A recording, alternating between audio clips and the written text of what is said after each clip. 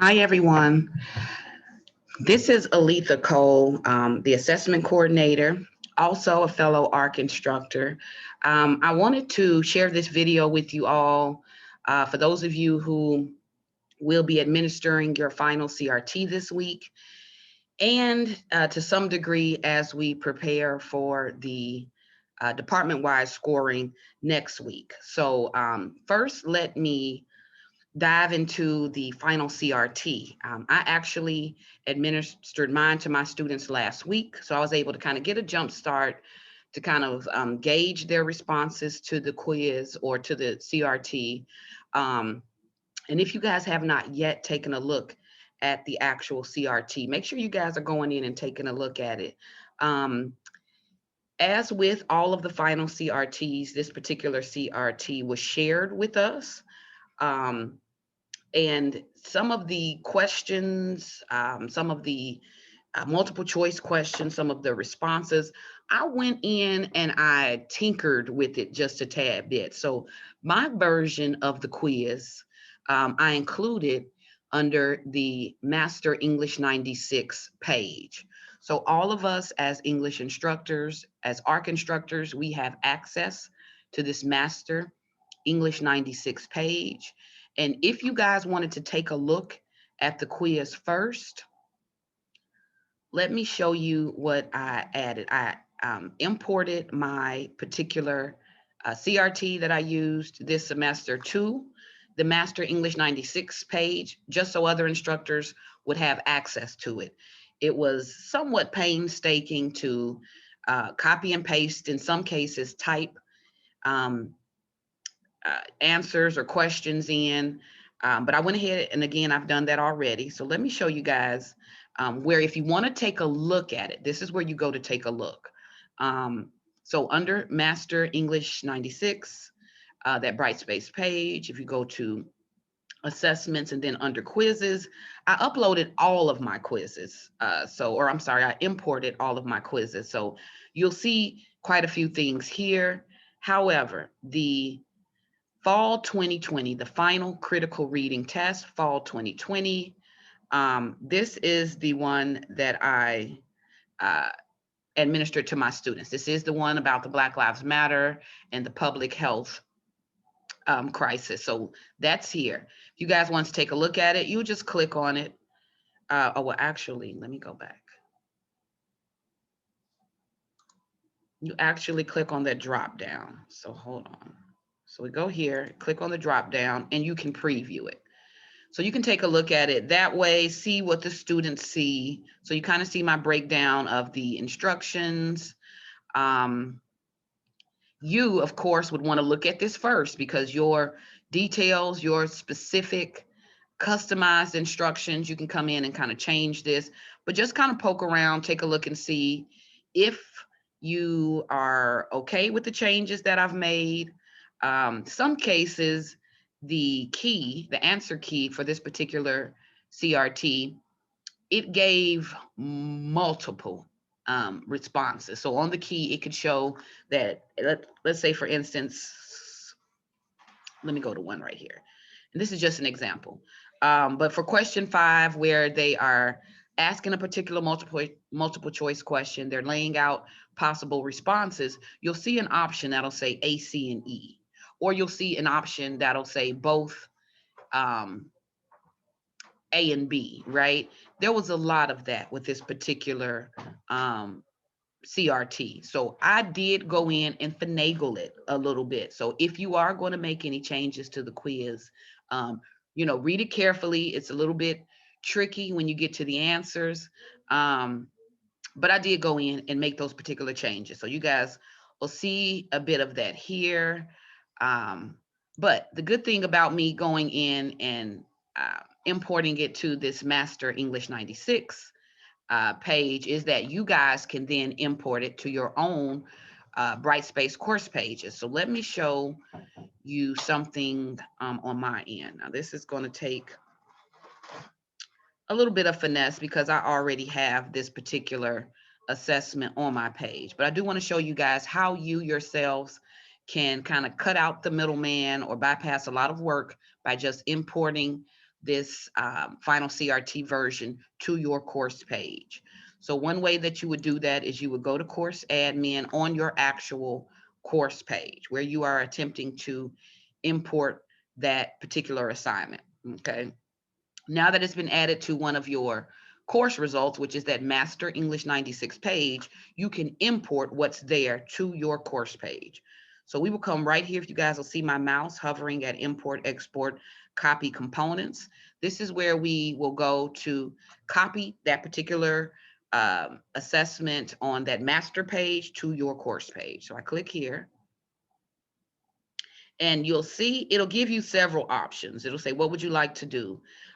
It's automatically selected for us what we would like to do. We want to copy components from another org unit to our particular course page. So course to copy, you guys want to search for it. So we're going to click here on this blue box, search for offering. And rather than type in, you could type in Master English 96.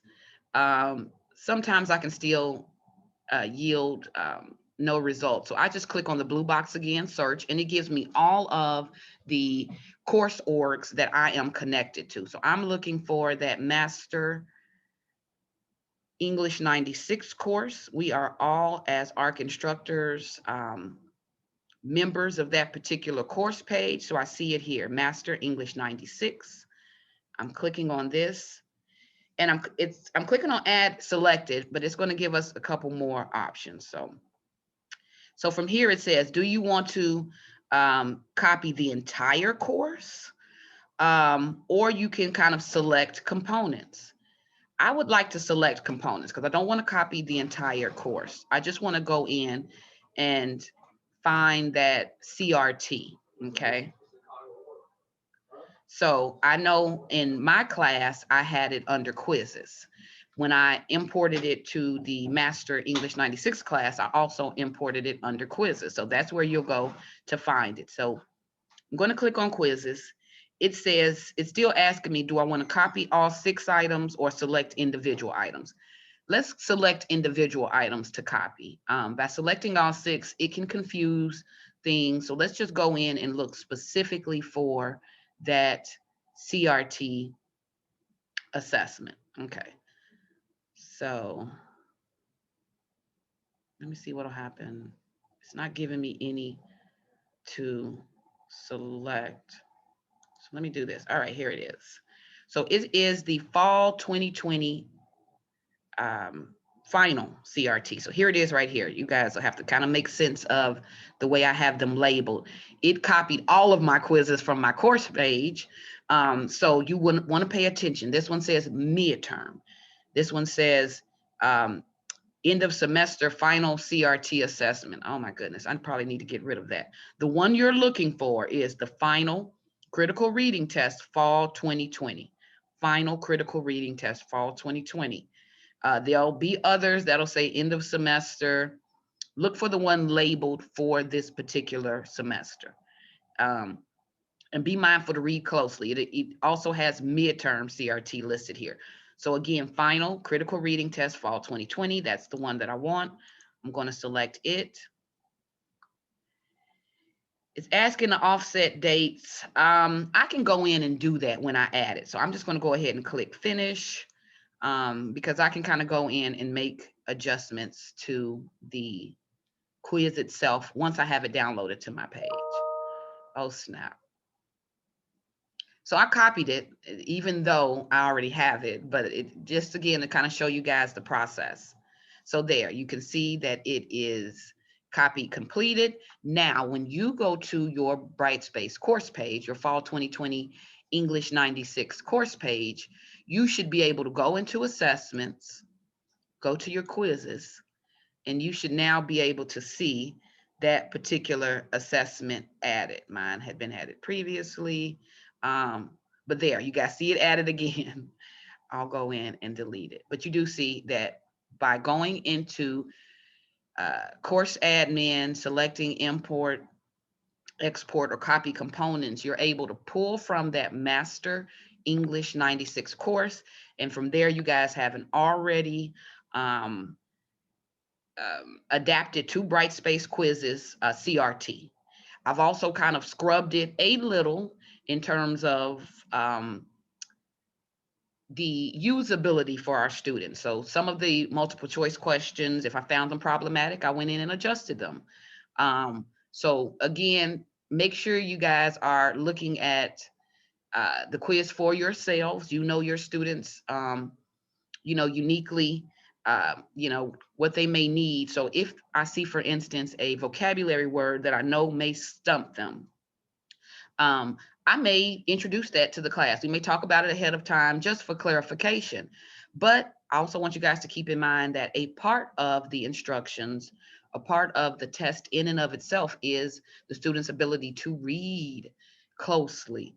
So while you may think that it's difficult or that it may trip students up, it is really designed to be a test, a reading test in every sense, even down to the questions, um, identifying which answer has the best or represents the best response. All of that still plays into the critical reading skills. So you guys will have that. All right. If I may moved a little bit too fast through that, the good thing is we have this recording. But I did want to show you guys something else really quickly in preparation for next week's department-wide scoring. Um, Now, while Sarah is in charge of that, I did just want to give you guys just a heads up on what you are doing with not only completing your first reads, but with also completing those second or possible third reads, in our department-wide scoring. So let me come out of this for just one moment, and let me go to, bear with me one second. Let me go to our online assessment, or our online rubric. So hold on, let me make sure that you guys are able to see my page. Okay. Here it is. All right. So with the final CRT assessment rubric, okay, so this is what instructors will be using to complete their first reads, and also what they will be using in our cohorts on our department-wide scoring day to complete second reads or possible third reads for your colleagues. One thing in this quick blurb up top, it gives basic instructions on what constitutes a passing portfolio. And you guys know with art, there are 2 levels to passing. You're either a clear pass, which is a P, a pass with support, which is that P minus, or a fail, which means, the student needs to be retained. In terms of assessing whether or not the student has passed, um, passed with support or failed, there's a small breakdown here. So on the actual assessment itself, instructors will be assessing portfolios based on the outcomes for the class. So each question that you see here, especially characterized by this red asterisk, those are required fields because in scoring portfolios, you are answering the question, is there evidence of, is a student able to exemplify or exhibit, these particular outcomes? So you see them laid out here. One asks, does the student adequately compose well-developed essays with a clear thesis statement used to organize and develop his or her writing? This opening question is really looking at essay development. Since we all know essays are driven by thesis, it is again assessing specific outcomes for the class. And rather than scoring the portfolio, I think maybe if I use a different term, perhaps if we focus on assessing portfolios, because I don't want you guys to think that you're coming in and regrading the papers that are in the portfolio itself. You're really just assessing based on what the student has submitted. You are assessing, so you're measuring that learning has taken place in the following areas. So are they able to write a well-developed essay driven by a thesis? The next question, um, are there at least, or at least one of the essays included employs a recursive revision process? So one of the outcomes for the class is to really teach, that writing process. So we're looking at that. You guys are also assessing the portfolios according to the outcomes by taking a look at the papers collectively, not individually, but collectively as a whole, and assessing, does the student exemplify the habits of an active reader? So we will normally get ideas on this from that CRT essay. We'll get ideas on this from the essay based on a text in the class. But it's really important that we don't take individual components in the portfolio itself and attempt to score them against this. We're looking holistically at the portfolio as a whole. If you see with each paper included, except that diagnostic, we know I'm not really assessing that for nothing else other than as a marker of growth and development. That is that the original marker, that the skills they had coming into the class. But other than that, the reflective, the revised essay, as well as the CRT essay, you're assessing them collectively. We're looking at them as a whole. For every essay included, does that student show that they can adequately compose a well-developed essay? Do they also show that they are comfortable with, familiar with the writing process, especially revision? In their writing, are they able to connect with what they've read, use that, interpret it, analyze it in their writing? Can the student construct coherent and grammatically correct prose? The key word here being coherent. If you feel that the grammar or sentence errors or even mechanical errors are impeding on the process, and if especially you see that it is an issue in every paper, then that would be something you would perhaps identify as a no. But we again want to be very clear that as we are assessing the portfolios, ours as well as our peers, that we're looking at it holistically. We are looking at all of the pieces together as one whole and looking at that to determine, again, readiness. Does the student show readiness to move on to the next level? Did they meet those outcomes? Because you guys know on your course syllabus, outcomes are phrased as upon successful completion of the course. The student should be able to exhibit the following. So you are simply assessing their portfolio to see that they have exemplified and that they're able to exhibit knowledge in this particular area. So you are also looking at synthesizing personal, social, textual connections. We see that. But you see here, they talk too about the reflective. Is the student able to accurately assess one's own strengths and weaknesses as a writer, reader, and learner? Metacognition, that's one of the outcomes. So are they able to talk about how they learn? Are they able to talk about the steps that they took in order to grow or improve certain learning skills? So again, it isn't so much of a grading of the portfolios as it is an assessment. It's a holistic assessment. You are looking at all of the various components as a whole. I do want to remind you all about the CRT essay. We do put an asterisk by that CRT essay because we're mindful of things like test anxieties. We're mindful of things that a student would normally have access to, like, let's say, spell check, the opportunity to go through a writing process or revision. So we do know that there will be some limitations to that CRT essay.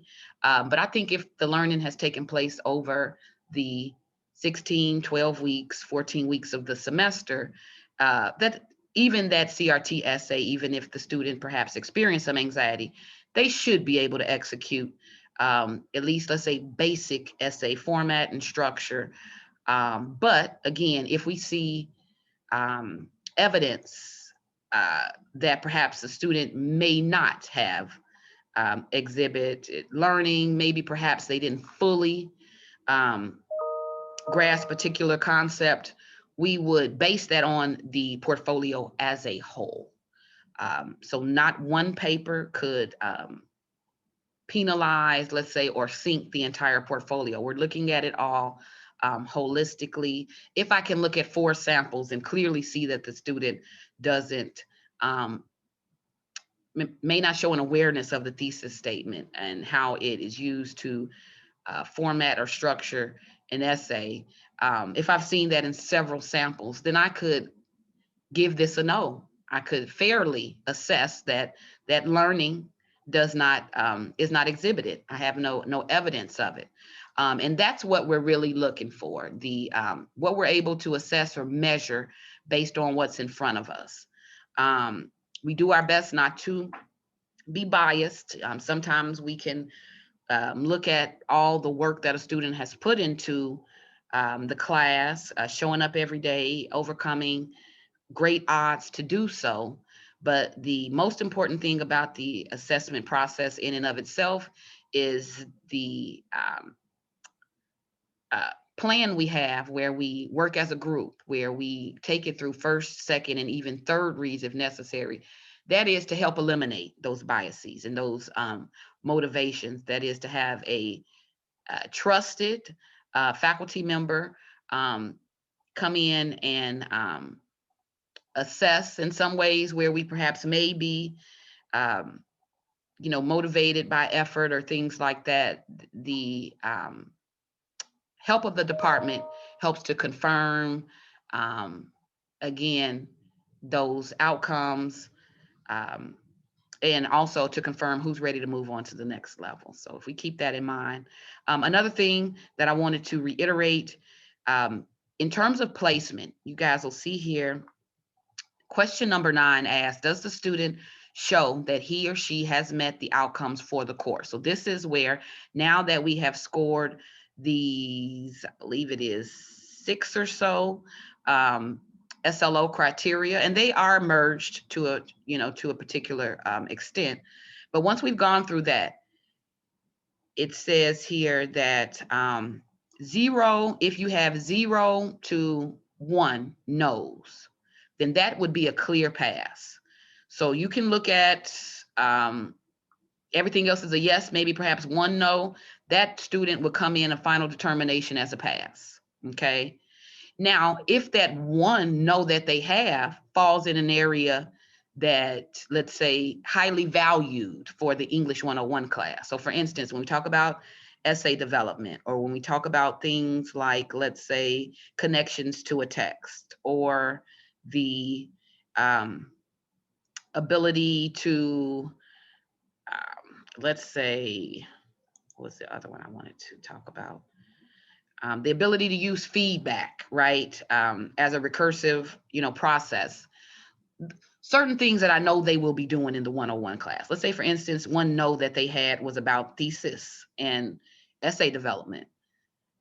Even though that student had 1 no, the fact that this no was something that's heavily valued in the 101 class, I may think, well, if they're struggling with essay development, and I know that in the 101 class, they're writing anywhere from 5 paragraphs plus, a student who struggles here may struggle in a standalone 101. So even if they had 1 no, this is very telling. I may still determine that that student may be a P minus. So we are, to some small degree, using professional expertise, right? But again, we do have clear guidelines to help guide that. Once you have scored and you go to question number 9, final determination, P minus, pass with support, that is the students who received a perhaps 1 to 2 no's.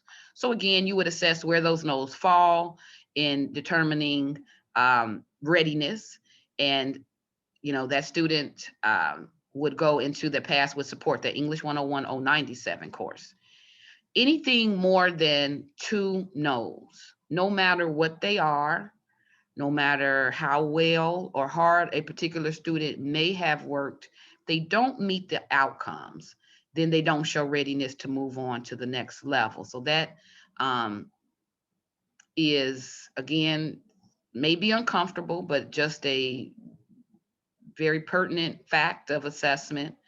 So more than two no's anywhere in this assessment, that student would land at the needs to be retained placement, right? And we know with the ARC 96 class, with the students coming in at varying levels, some may have improved to a point, but perhaps they have not proved to um, the point that they're ready to go to a 101 class. Maybe they could benefit from either one more semester, a summer, or just a little extra time. So we'll make those determinations through the assessment process. The minute you guys would hit share, and I think it would be share at the bottom. It's doing something different for me because um, I have access to kind of go in and change it. But after you hit submit at the bottom, the results of your particular rubric, it comes to the system. So you don't have to do an Excel spreadsheet at the end of the semester. You don't really have to do anything else than make note of the placement. Now, I have had some instructors ask me, how will we know if a portfolio passed or failed in the first reads, on our department-wide scoring?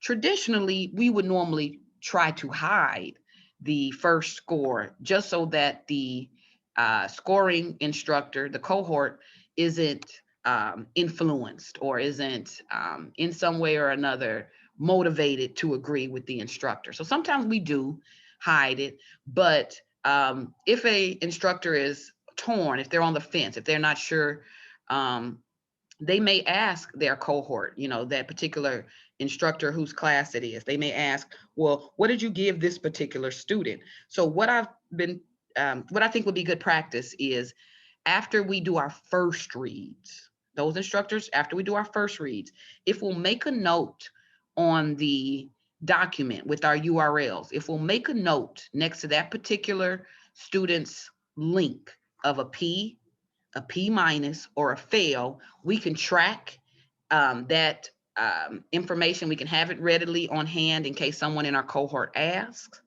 Um, if perhaps, let's say, for instance, there's any discrepancy between the data and what the instructor we'll have that additional document as a resource. So what I think would help, since again, in this electronic platform, previously when we would grade face-to-face, we would have a rubric inside of the portfolios that would detail how that portfolio was scored. In the electronic version, we don't have easy access to that. But again, instructors, as you are completing your first reads, if you'll make a note, whether that is on your Word document where you have your URL links, your ePortfolio links. What I'm doing is I'm going right next to the student name and I'm putting in parentheses a P, P minus, or F. That way, while I'm in the scoring cohort on our department-wide scoring day, if an English instructor, one of my colleagues they're scoring my portfolio and they have a question, they would like to know, how did I score it? I have that readily available to kind of share with them. So that's one way around that. All right, let me go ahead and cut this short. Look, I've gone a little bit longer than I wanted, but with question 10, you guys will notice this doesn't have an asterisk next to it. But I did want to make note of, did the student pass the CRT, the critical reading test? This was always included with the original ARC CRT rubric, because whether or not that student passed the reading test, it was important in terms of if I was on the fence about a particular student, if I wasn't totally sure where they would fall, if they failed the CRT test and I was torn between whether or not there'll be a P minus or a fail, that CRT test, where they stood on that CRT test, is a determining factor. So it can be important. in helping, to kind of make those assessment decisions. It's also important in terms of record keeping. So if you score your CRTs before you score your portfolios, go ahead and include that final determination on your eportfolio rubric. And you see here, it's not asking whether they passed or passed with support or anything like that. It's just, did they pass it? Yes or no. So this is just, again, additional information to help me with the assessing, or to help us with the assessment of the eportfolios. So again, if you guys have any questions, reach out to Sarah Meyer, your art coordinator, or you can also reach out to myself, feel free. If you haven't gone in and saved the CRT, I'm sorry, this is the ePortfolio rubric. So I need to change this. I think I'm gonna change the wording. That may be a little bit confusing. This is the ePortfolio, final ePortfolio rubric. The guidelines, scoring criteria is up top. But again, if you guys have any questions, just reach out and let me know.